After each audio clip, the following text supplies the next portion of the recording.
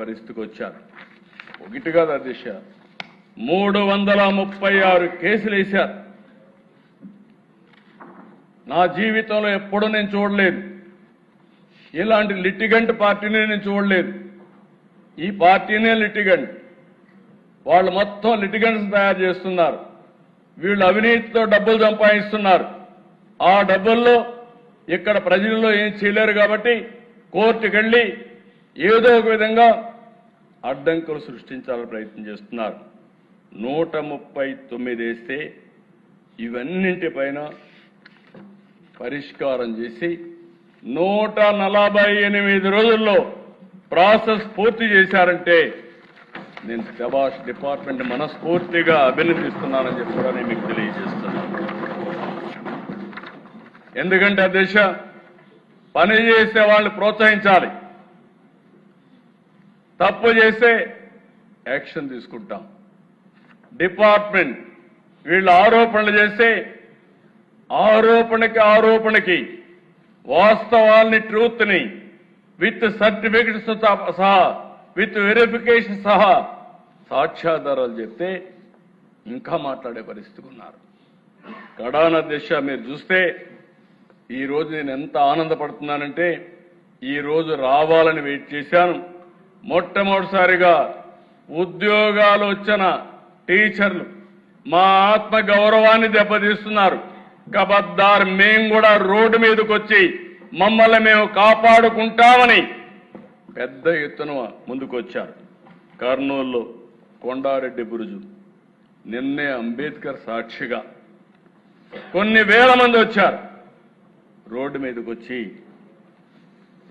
మేము చదువుకున్నాం, మా మెరిట్ని అవమానం చేయొద్దండి, మా ఆత్మాభిమానాన్ని దెబ్బతీయద్దండి, మేం పిల్లలకు చదువు చెప్పాలని చిత్తశుద్ధితో వచ్చాం, మా జీవితాలకు కూడా ఉద్యోగం అవసరం.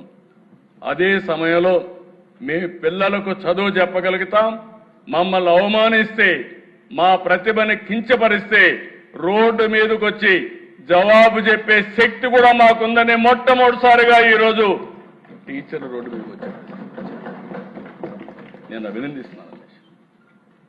ఇలాంటి రోజు రావాలి. ఎప్పుడైతే ఇలాంటి తప్పుడు ఆరోపణలు చేసేవాళ్ళని, ఇలాంటి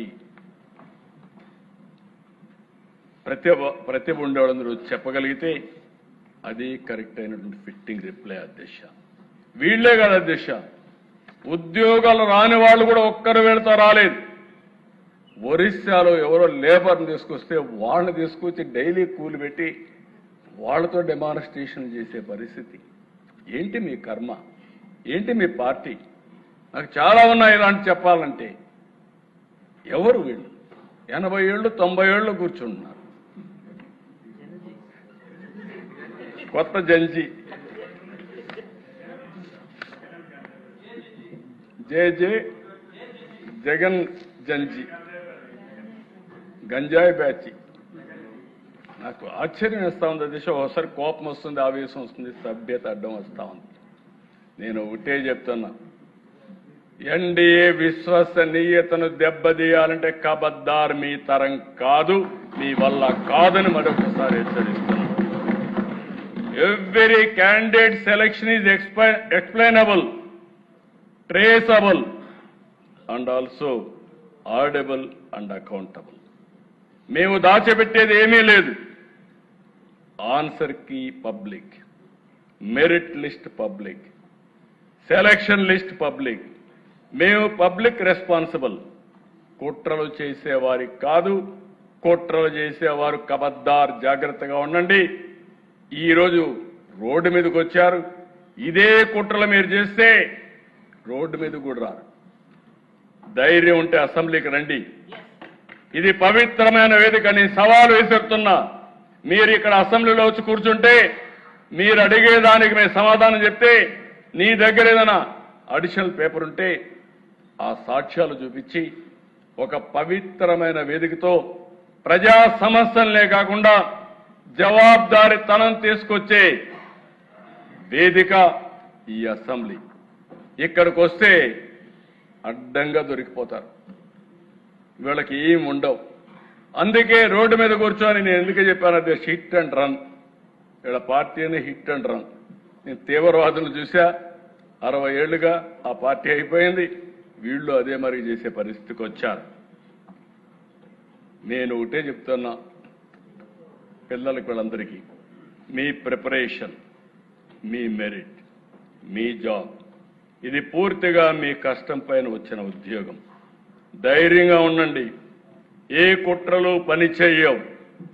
ఇక్కడ అలాంటి కుట్రల్ని ఎదుర్కొనే శక్తి ఈ ప్రభుత్వానికి ఉంది. No back door, no favouritism, no manipulation, only merit, transparency and justice. The real success of Mega DSC is that even those who could not secure a post acknowledge that the process was fair. దానికంటే ఏం కావాలి దిశ? అదే నాకు తృప్తి. దానికే reflection. Select అయిన DSC విద్యార్థులు road మీదకి రావడం, ఉద్యోగాలు రాని వాళ్ళు కూడా ఫెయిర్ గా సెలెక్ట్ అయింది, మళ్ళీ మాకు టర్న్ వస్తుంది అని వ్యవస్థ పైన నమ్మకం ఉంది. నేను ఒకటే హామీ ఇస్తున్నా, డిపార్ట్మెంట్ కూడా కోరుతున్నా, ఇంకా పటిష్టమైన విధానం ఏదైనా ఉందంటే అది కూడా ఎదగదాం. ఈరోజు మనం అందరం కూడా ఆలోచించుకొని టెక్నాలజీ వచ్చింది, టెక్నాలజీని ఉపయోగిద్దాం. సమర్థవంతమైనటువంటి విద్యా విధానమే కాకుండా పరీక్షల్లో కూడా రిఫార్మ్ తీసుకొద్దాం. పరీక్షల్లో కూడా రిఫార్మ్ తీసుకొచ్చి ఎక్కడ కూడా zero tolerance on exams leakage కానీ కండక్షన్లో కానీ. అదే సమయంలో ఒక నమ్మకాన్ని కలిగించాలి, విశ్వాసాన్ని పెంచాలి. తద్వారా మెరిట్ని ప్రమోట్ చేయాల్సిన అవసరం ఉంది. ఈ సభ ద్వారా మరి ఒక్కసారి అందరికీ హామీ ఇస్తున్నా, ఎట్టి పరిస్థితిలో ఎక్కడా అవకతవకలు జరిగినా ఈ ప్రభుత్వం జీరో టాలరెన్స్. అదే సమయంలో బురద జల్లితే కూడా జీరో టాలరెన్స్.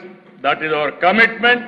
ఆ కమిట్మెంట్ ని ఎవరైనా సరే విభేదిస్తే మాత్రం జాగ్రత్తగా ఉండమంటున్నా. వీళ్ళు మాట్లాడతారు దేశం. ఇప్పుడు వచ్చుంటే నేను చెప్పుండేవాడిని, కాగితాలన్నీ ఇచ్చి ఎండగట్టేవాడిని, పారిపోయేవాడిని. సిగ్గు లేకుండా అసెంబ్లీకి రారు, బయట పబ్జీలు ఆడుకుంటూ ఎక్కడ వీళ్ళందరూ మాట్లాడే పరిస్థితికి వస్తున్నారు. ఇది బాధ్యత కాదు. బాధ్యత కలిగిన వ్యక్తి అసెంబ్లీలో ఉండాలి.